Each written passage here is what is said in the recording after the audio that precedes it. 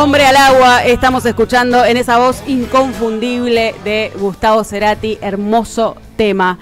Seguimos acá, 7:20 de la mañana, 11 3200 0530, 11 3200 0530 es el teléfono para comunicarse con nosotros y nosotras y dejarnos los mensajes que tengan ganas de dejarnos, lo que tengan ganas de decirnos y de participar en esta mañana de la AM530. Hablábamos hace un ratito de que también arde la interna en la ciudad de Buenos Aires. Y para charlar un poco sobre este tema, tenemos en línea a Roberto Tito Bachmann, que es encuestador y analista político. Muy buenos días, María Quintero, Gustavo Cirelli y Daniel Rosso te saludan. ¿Qué tal? ¿Cómo están ustedes? Buen día. Muy buenos días. Primera pregunta, hicieron en la consultora donde vos estás un nuevo informe sobre donde midieron los candidatos y candidatas de la ciudad de Buenos Aires. Contanos en primera instancia cuál es el dato más relevante que vos pudiste ver en esa encuesta de opinión. Bueno, sí, hicimos un informe, lo publicamos el domingo pasado. Esto tiene que ver con la intención de voto y entender las características del escenario, que eso me parece que era lo más importante, ¿cierto? El primer tema es cuáles son los resultados.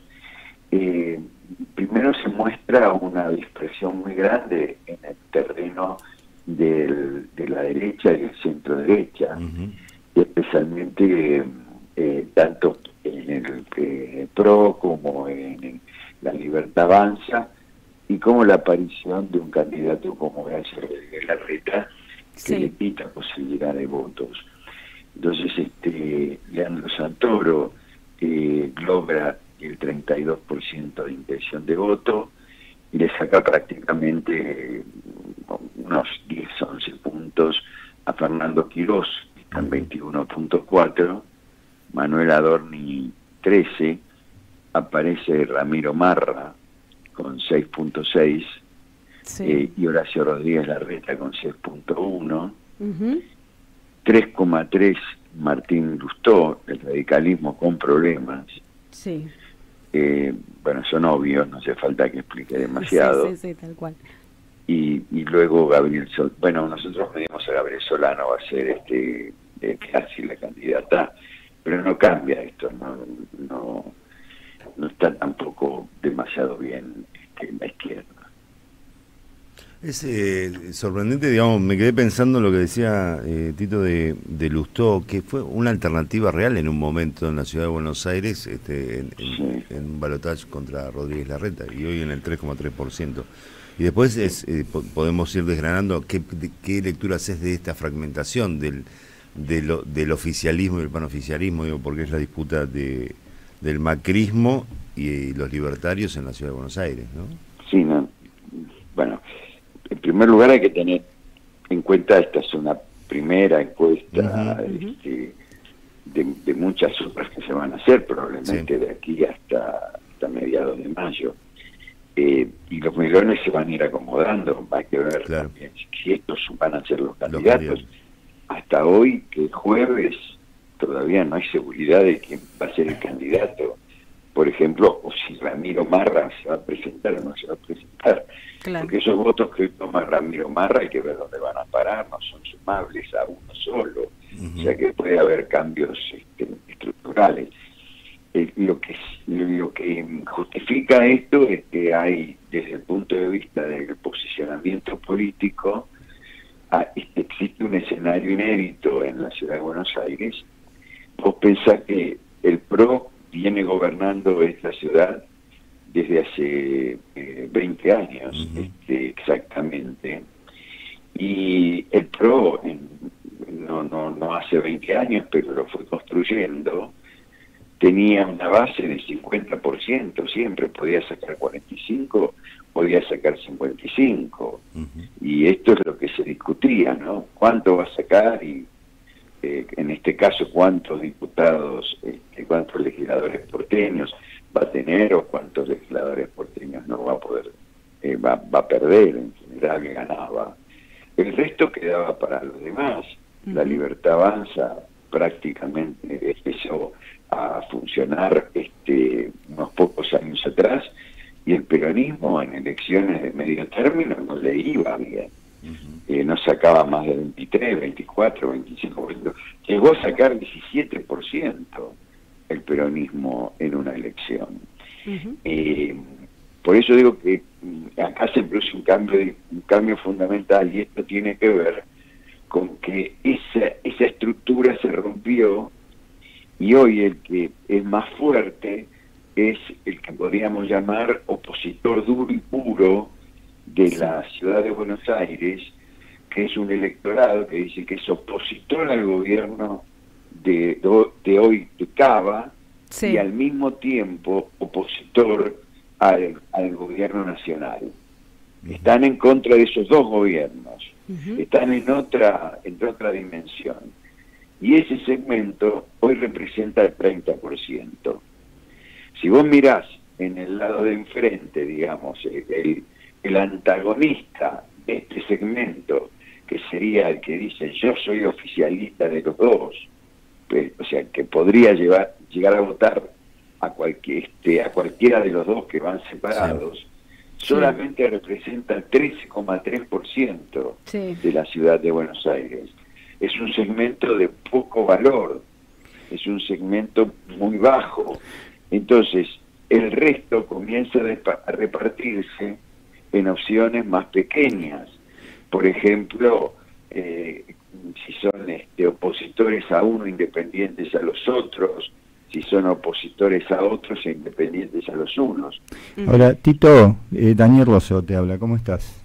¿Qué haces, Daniel? ¿Cómo te va? Bien, toda tu descripción lo que lleva es a describir un sistema político sumamente fragmentado, ¿no? Como bien vos decís, que viene de un rol de la derecha o la centroderecha con capacidad de unificar ese escenario. ¿Qué es lo que a tu juicio entonces está pasando con esa centroderecha y esa derecha fragmentada y por momentos pareciera como dispersa?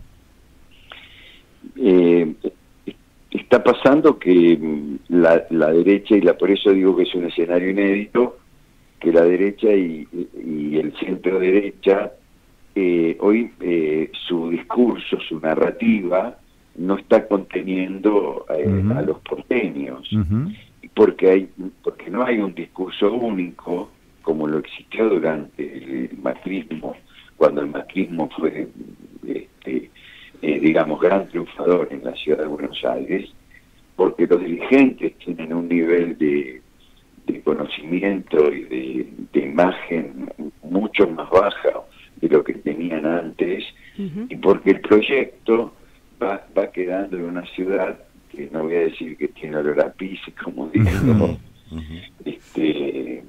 Rodríguez Larreta, y le contestó inteligentemente Quirós que él debe haber perdido el olfato durante la pandemia porque no lo huele, pero quedó en una ciudad que más allá de ciertos esfuerzos de embellecimiento no tuvo cambios importantes en su ordenamiento, en el tránsito, en la falta de subterráneos, que fue dejando a mucha gente afuera del sistema. Yo creo que también ahí pesa mucho la ideología. La ciudad se quedó muy un porcentaje, 70%, quedó como un segmento no solamente muy anti-ciudad, sino también como muy anti-Milei. Y es el fenómeno, que hoy es inédito, porque la ciudad era un reducto muy fuerte, y muchos independientes, mucha gente que no se juega.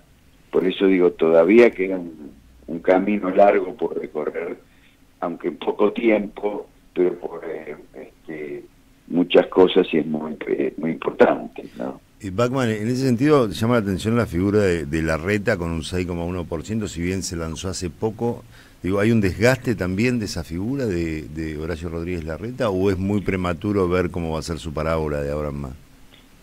Larreta vuelve después de una derrota muy dura. Muy dura. Muy dura. El resultado de las PASO del 2023 lo dejó prácticamente afuera de carrera. Él en ese momento era el jefe de gobierno porteño y no pudo superar este valor.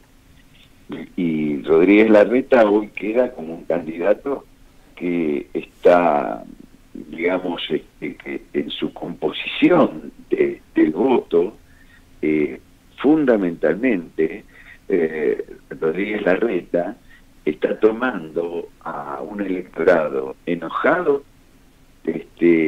enojado con el macrismo, sí, enojado con con la Libertad Avanza, e independientes de algunas características, más que nada independientes puros, que no encuentran en candidatos, pues, no son peronistas, por supuesto, entonces no votarían nunca a un candidato como Santoro.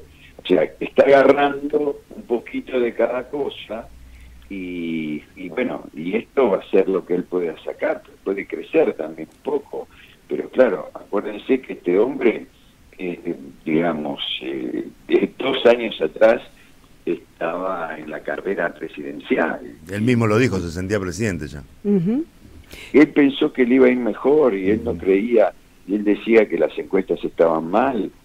En la interna, nunca, yo no vi, ni mía ni de otros colegas, vi bastantes encuestas. En el año 23 nunca le ganó a Patricia Bullrich. Y en el último mes la diferencia se entró a ampliar.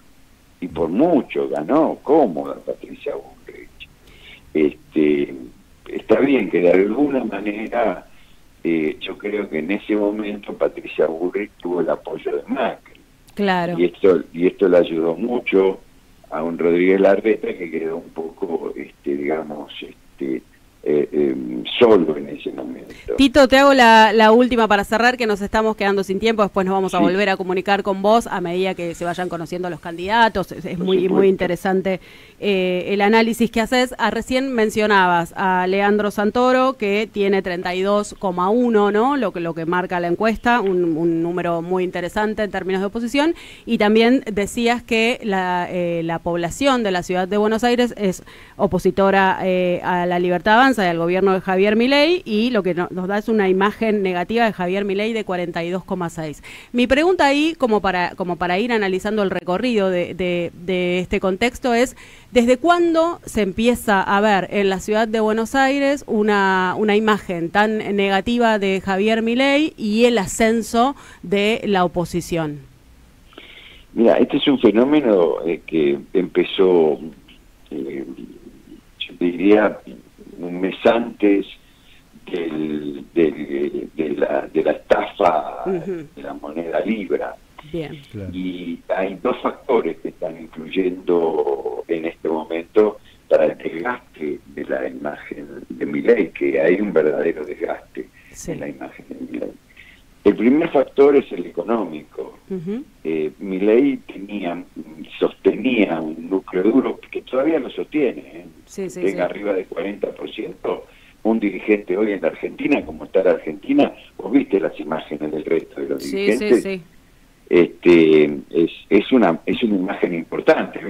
Hoy no tenemos dirigentes como en otra época de 70% o 60%. Tal cual. No hay. Milei arrancó con 60% y después bajó y nunca más lo tuvo. Tiene un núcleo duro, esto es una realidad.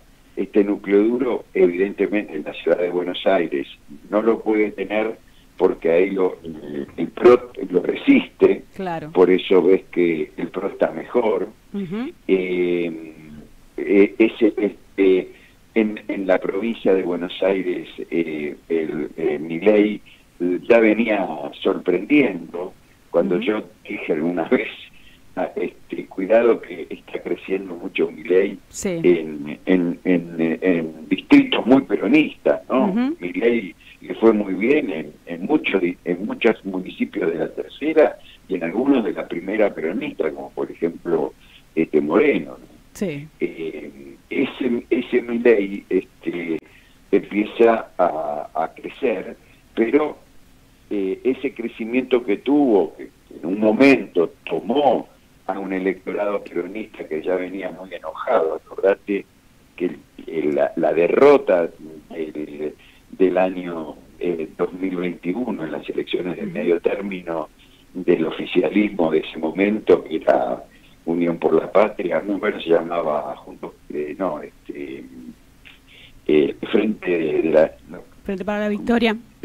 No era Frente para la Victoria. Bueno, cambió tanto. Bueno, sí. Ponele Unión por la Patria. Unión por la Patria, sí. Unión por la Patria. Alberto Fernández. Frente de todos. Frente de todos, el Frente de todos. Frente de todos, Frente de todos. Perfecto, gracias. Esa derrota se produjo por el no voto. Sí, hubo peronistas enojados que no fueron a votar, y ese no voto influyó notablemente en las elecciones. Fueron unas muy malas elecciones, y en ese momento ese peronista el no voto lo ejerció como una especie de señal de alarma. Algo está pasando, algo me tienen que dar para que yo vaya a votar. Muchos de esos peronistas que no fueron a votar en esa elección del medio término del 21, finalmente fueron a votar a Milei en la elección del 23. Especialmente hombres jóvenes de entre 16 y 30 años, sería el segmento ampliado. Y de nivel muy bajo, y de lugares y de zonas periféricas, ¿no es cierto?, del país. Esos están en ese momento, hoy especialmente en la ciudad de Buenos Aires, están volviendo.